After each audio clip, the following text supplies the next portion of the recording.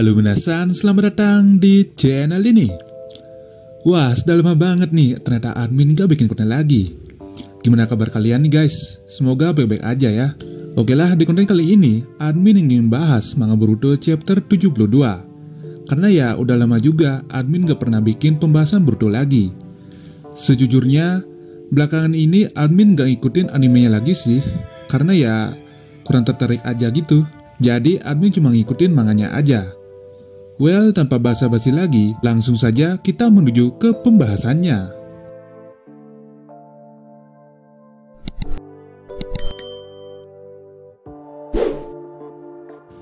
Amado ngasih info update ke Shikamaru. Pada awal chapter Boruto 72 ini, diperlihatkan scan Amado sedang menghubungi Shikamaru. Ia mengatakan bahwa perjalanan dari negeri salju ke Konoha akan memakan waktu sekitar 3-4 hari. Amado memberitahu Shikamaru bahwa Eida dan Daimon sudah memutuskan hubungan dengan Code. Namun limiter pada Code juga sudah lepas karena terpaksa. Eida dan Daimon memutuskan bergabung ke Konoha karena Eida ingin mendekati Kawaki. Oleh karena itulah, Amado meminta Shikamaru untuk bisa membuat Eida mau berteman dengan Konoha. Meskipun Code sudah lepas limiternya, namun di sisi lain, bergabungnya Eida dan Daimon ke Konoha sebenarnya juga sangat berarti bagi Konoha itu sendiri. Namun jika mereka juga memusuhi Konoha, maka bisa adios desa Konoha. Setelah Amado selesai berbicara dengan Shikamaru, Shikamaru lalu menghubungi tim 7 dan Naruto. Tim 7 diberi misi oleh Shikamaru. Hinata jadi overthinking karena Boruto. Ketika Boruto hendak pergi untuk menjalankan misi, Hinata sempat bertanya ke Boruto apakah dia mendapatkan misi. Boruto lalu menjawab iya dan mengatakan Sarada dan Mitsuki tidak sabar lagi karena sebelumnya tim 7 tidak boleh menjalankan misi karena segel karma milik Boruto. Dalam pembicaraan mereka, Hinata sempat menangis karena ia berpikir bahwa tiap kali Boruto pergi keluar, Hinata selalu berpikir bahwa anak sulungnya tidak akan pernah kembali lagi. Boruto yang tidak tega melihat ibunya sedih, kemudian menenangkannya dan mengatakan bahwa ia akan baik-baik saja. Bahkan ketika ia sempat mati sekalipun, pada akhirnya ia akan selamat. Ya karena ya plot armor seorang main karakter juga menceritainya. Lalu Boruto kemudian berjanji bahwa apapun yang terjadi, dirinya akan tetap kembali. Kemunculan Momoshiki. Ketika Boruto keluar rumah, Momoshiki muncul kembali untuk berbicara dengan Boruto. Ia mengatakan bahwa meskipun Momoshiki tidak bisa bangkit, ia masih bisa merasuki pikiran Boruto.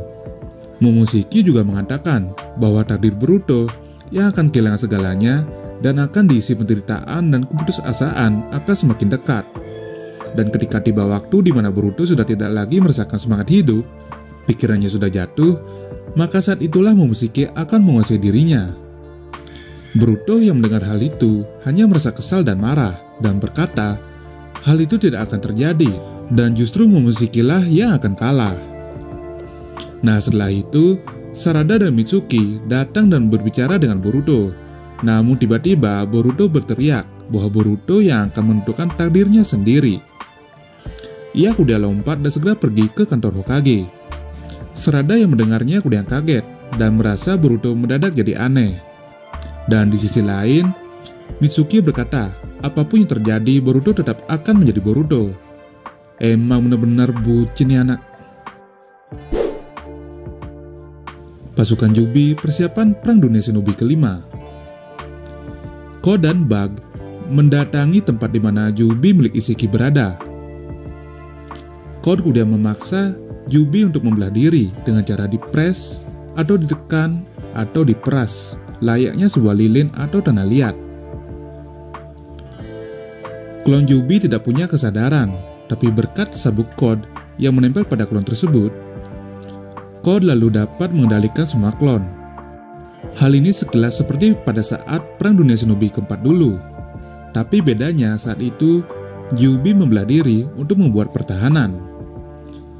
Di sini juga Code sempat menjelaskan bahwa Biju pada dasarnya adalah gumpalan cakra, sehingga memecah Jubi adalah hal yang mungkin untuk dilakukan. Berkat limiter code yang sudah lepas, code bisa menyelimuti seluruh Jubi dengan tanda cakar miliknya. Hal yang tidak bisa ia lakukan sebelumnya pada saat limiternya belum terlepas. Untuk masalah bentuk atau wujud pecahan Jubi tersebut terjadi karena kehendak code. Dia mampu membentuk pecahan Jubi tersebut menjadi bentuk humanoid. Dan yang menarik perhatian adalah kalau kita lihat-lihat, bentuknya benar-benar mirip kayak Frieza di Dragon Ball sih. Klon-klon Jubi yang kemudian menjadi pasukan tersebut juga diperkuat dengan cakra code. Code mengatakan bahwa ia mengubah Jubi menjadi bentuk yang lebih kecil dan berguna. Tanda cakar yang ada di klon Jubi juga memungkinkan mereka untuk teleport dengan cara masuk melalui tanda cakar yang ada di rekan klon Jubi lainnya. Alasan Code melakukan hal itu adalah karena posisi ia sudah terdesak akibat pengkhianatan Eida dan Daimon. Kawaki beserta Boruto sudah menjadi Otsutsuki yang secara otomatis bisa menggunakan jutsu ruang dan waktu. Akhirnya, dia membuat pasukan dari hasil perasan Jubi menggunakan kekuatan tanda cakarnya. Jika dipikir-pikir, sebenarnya Jubi tidak boleh diotak-atik karena mungkin aja dapat mengganggu proses pertumbuhannya karena ya cakranya ya berkurang. Tapi ya mau gimana lagi, Code sudah tidak punya cara lain lagi selain menggunakan Jubi sebagai sebuah senjata. Oke guys, itulah tadi pembahasan manga Boruto chapter 72. Nah, gimana menurut kalian untuk chapter kali ini? Jika kalian ada pendapat yang ingin disampaikan, silahkan tulis langsung di kolom komentar di bawah ya. Mungkin segitu saja untuk konten kali ini. Jangan lupa untuk follow kedua Instagram di bawah untuk mendapatkan update terbaru. Akhir kata, stay safe everyone, and see you next time.